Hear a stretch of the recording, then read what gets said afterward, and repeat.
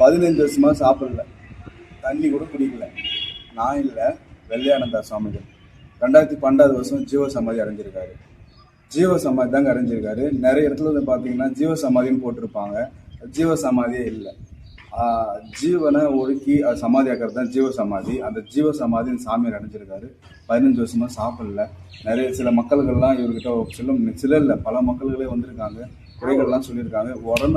உடனே தீர்த்து வச்சிருக்காரு. விபூதி தான் கொடுத்துருக்காரு. விபூதியிலே எல்லாமே குணமாக்கியிருக்காரு. இப்போ நம்ம இந்த கோயிலுக்கு வந்திருக்கோம். இது வந்து பார்த்தீங்கன்னா கரெக்டாக திருவண்ணாமலையிலேருந்து 23 கிலோமீட்டரில் இந்த இடம் இருக்குது. ஸோ நானாலும் கூட என் வீடு வந்து 18 கிலோமீட்டர் இருக்குது, அது அந்த சைடில் இருக்குது. இப்போது இந்த இடத்துக்கு என்னால் வரணுன்றது எனக்கு தாட்ஸ் இல்லை. இந்த வேலை தான் நான் வந்து மேல்மலையினர்லாம் போகிறதுக்காக போவேன். நீங்கள் நான் போர்டை பார்த்துட்டு நான் உள்ளே வந்தேன். நான் வந்தேன்னு சொல்கிறதுக்கு அவர் வர வச்சார்.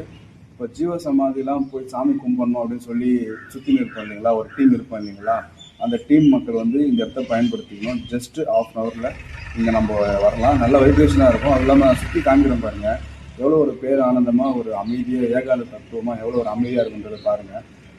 இந்த ஊர் உங்களுக்கு இன்வைட் பண்ணும்போது 2 பக்கமும் தண்ணி நீரால் சூழ்ந்துருக்கும். ரொம்ப ஒரு அழகாக இருக்கும். இது இல்லாமல் ரொம்ப அமைதியாக இருக்கும். அமைதியாக வந்து தியானம் பண்ணுங்கள். இந்த இடத்த நீங்கள் உபயோகப்படுத்திக்கோங்க. நன்றி.